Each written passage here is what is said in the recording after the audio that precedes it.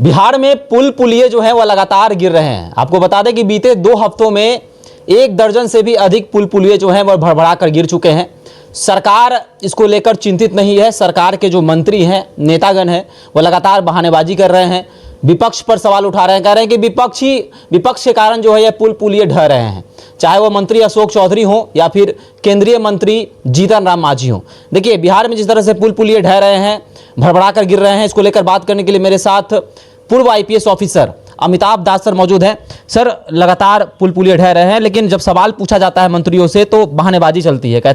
लोग कहते हैं कि ये तो मंत्रालय तेजस्वी के पास था, अमुक मंत्रालय जो है कभी राजद के पास रहा है, विपक्ष के कारण जो है वह पुल पुलिये ढह रहे हैं। क्या कुछ कहेंगे इसको लेकर? नहीं, ये तो बहुत थोथी दलील है और बिल्कुल ये लोग बेशर्म हो गए हैं, निर्लज्ज हो गए हैं, इसलिए इस तरह की बातें करते हैं।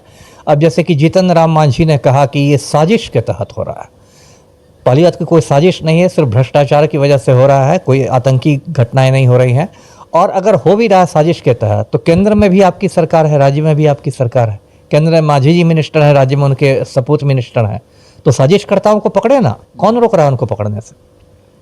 और देखिए, ऐसा जोक हो गया है कि 10 दिन में मतलब 13 पुल गिरे हैं। ये तो मतलब Guinness book of world records जो होता है, जिससे दुनिया भर के कीर्तिमान दर्ज होते हैं, गिनीज बुक वालों को आना चाहिए।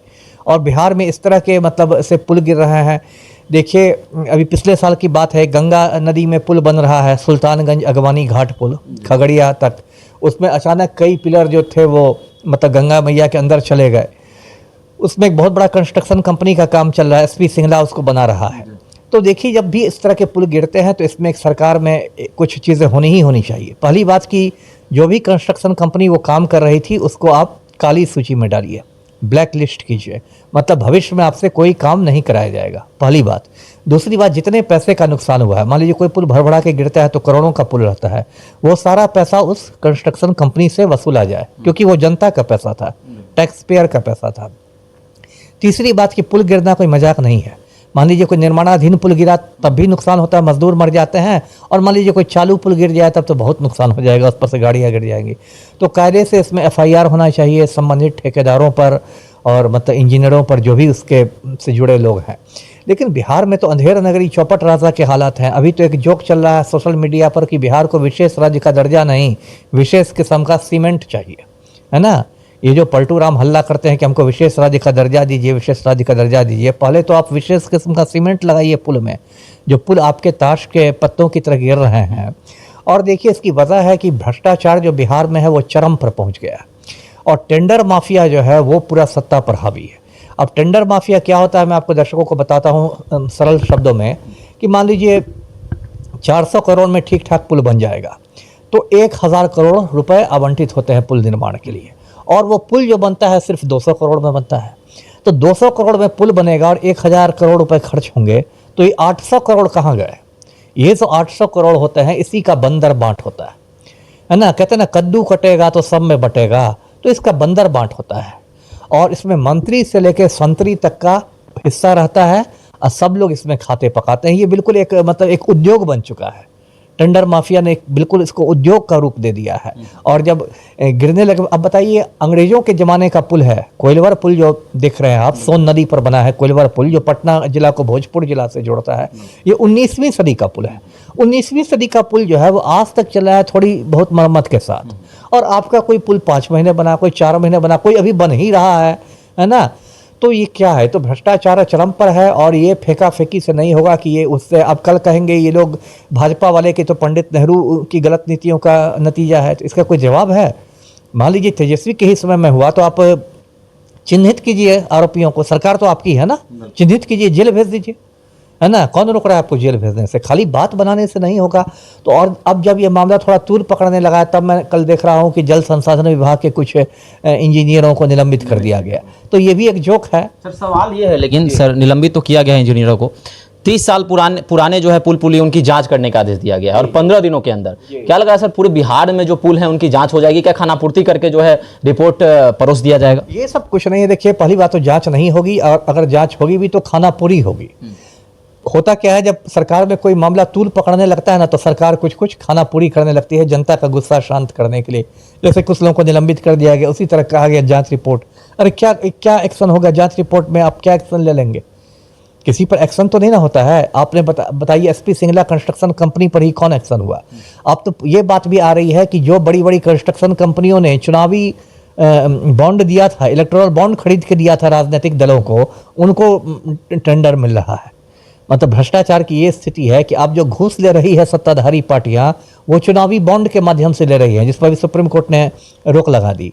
लेकिन सैकड़ों करोड़ के चुनावी बॉन्ड के जरिए बड़ी बड़ी कंस्ट्रक्शन कंपनियों से घूस लेके उनको कंस्ट्रक्शन का काम दिया गया है। जी सर, तस्वीरें सामने आई थी, लगातार पुल तो गिर ही रहे हैं, लेकिन बहाना ये भी बनाया गया कि नदियों की खुदाई की गई और उसके पिलर के बगल के मिट्टी खोद लिए गए, जिसके कारण जो है पिलर गिर गए। तो क्या लग रहा है सर, उन मिट्टी जो नदी का खुदाई होता है, मिट्टी को भी बेचा जाता है, मिट्टी को बेचकर जो है और इस पे भी पैसे उगाही की जाती है? अरे इन लोग का तो बस चले तो लोग कफन बेच देंगे, है ना। मिट्टी कौन बड़ी बात है ना। ये लोग जो भ्रष्ट नेता हैं, भ्रष्ट अधिकारी हैं, ये लोग तो कफन बेच देंगे लोगों का। तो मिट्टी तो जिसमें इनको पैसा है, बालू नहीं बेचते हैं, बालू माफिया नहीं है, मिट्टी भी बेच देंगे। बहुत जगह मिट्टी का भी इस्तेमाल होता है, मिट्टी भराई के लिए रूप में इस्तेमाल होता है। लेकिन ये सब देखिए, ये सब थोथी दलील है कि उससे खोदा गया तो ये पुल गिर गया, वो पुल गया। इसका पुल यदि कोई भी गिरा, साफ मतलब है कि उसमें घटिया सामग्री का इस्तेमाल किया गया था, उसमें गुणवत्ता की कमी थी, उसमें सीमेंट से ज़्यादा आपने बालू मिला दिया था। और ये पूरा ये होता है, अब जितने पुल गिरे हैं कुछ देर बाद सबका फिर से टेंडर निकलेगा। ये कहा जाएगा कि देखिए जो पुल गिर गया तो इस गांव का संपर्क उससे टूट गया, उसका संपर्क उससे टूट गया, और फिर वही खेल होगा, फिर वही खेल बदला जाएगा। अब तो देखिए पिछले कुछ सालों में पटना में देखिए फ्लाईओवर सबका जाल बिछ गया है। अब तो लोग मजाक में कहने लगे, मजाक क्या, लोग गंभीरता से कहने लगे कि पुल के आसपास खड़ा होने से डर लगने लगा है ना। कभी आप जा रहे हैं, आप परिवार के साथ वहाँ शॉपिंग कर रहे हैं कि पता चला कि बगल का पूरा फ्लाईओवर अब पर गिर गया, पूरा परिवार ही। लोग ये भी कह रहे हैं सर कि पुल पर चढ़ने से पहले ढेला फेंक कर देख लीजिए कि पुल गिरे नहीं। ढेला फेंके। और एक कार्टून आया था कि एक मंत्री जी कह रहे हैं कि पुल के उद्घाटन के समय जो नारियल फोड़ा जाता है, वो नारियल जोर से फोड़ दिया गया, इसलिए पुल गिर गया। मंत्री जी अधिकारियों पर गुस्सा रहे हैं कि मतलब धीरे से नारियल फोड़ना चाहिए था। तो ऐसे ऐसे पुल बन रहे हैं बिहार में कि मतलब वो नारियल का मतलब वजन नहीं बर्दाश्त कर पाते हैं। इन लोगों ने मजाक बना के रख दिया है। और जनता को चाहिए कि वो जो चुनाव होंगे, विधानसभा चुनाव, उसमें एक एक पुल का हिसाब ले इन सत्ताधारियों से। जी सर, अंतिम प्रश्न, टेंडर माफियाओं के खिलाफ आप हमेशा रहे हैं, आप हमेशा बोलते हैं टेंडर माफिया। क्या लगता है सर, उन लोगों को टेंडर दिया जाता है जो नेताओं के आसपास रहते हैं, नेताओं के रिश्तेदार होते हैं, नेताओं के दलाल होते हैं? ये साफ है, इससे कौन इनकार कर सकता है। अब ये देखिए बिहार के जो मुख्यमंत्री को देख लीजिए, है ना। ये अनंत सिंह के सामने चपरासी की तरह खड़े हैं। जो अनंत सिंह का गिरोह है वो बहुत सारे मतलब लेता है टेंडर। आप एनटीपीसी बाढ़ का टेंडर देख लीजिए, वो सब में मतलब ऐसा इसका आतंक है कि दूसरे लोग टेंडर डाल ही नहीं पाते हैं डर के मारे। एनटीपीसी बाढ़ सब के जितने टेंडर होते हैं, जितने करोड़ों करोड़ के ठेके होते हैं, वो अनंत सिंह का गिरोह को ही मिलता है। दूसरे में हिम्मत नहीं है कि वो टेंडर डालेगा। और मतलब सिर्फ उसी का नहीं, इन लोग का पूरा माफिया का आतंक है। जो और हमारे जो मुख्यमंत्री हैं पलटू राम, ये तो बिल्कुल माफिया के मतलब चपरासी बने हुए हैं, हाथ पैर जोड़ के माफिया के सामने खड़े रहते हैं। तो बिहार में टेंडर किसी शरीफ आदमी को थोड़े मिलता है, ईमानदार को थोड़े मिलता है, माफिया को मिलता है। और यही माफिया लोग फिर पार्टियों का मतलब चुनावी चंदा देते हैं, पार्टियों को, नेताओं को पैसे देते हैं। पूरा एक लूट का सिस्टम बना हुआ है। जी चलिए, तो टेंडर माफियाओं के खिलाफ भी कड़े नियम जो है बनाने की जरूरत है। और जिस तरह से बिहार में पुल पुलिया गिर रहा है, अब मजाक का पात्र बन गया है। लोग जो है मीम्स डाल रहे हैं, लगातार सोशल मीडिया पर पोस्ट कर रहे हैं कि पुल पुलियों पर जाने से पहले एक बार ढेला चलाकर देख लीजिए कि पुल पुलिया सलामत तो है, उसके बाद जो है किसी भी पुल को पार कीजिए। तो आपको क्या लगता है बिहार में कौन कौन लोग इन सभी चीज़ों में शामिल हैं, किन पर गाज गिरनी चाहिए? आप भी हमारे साथ साझा कर सकते हैं। धन्यवाद।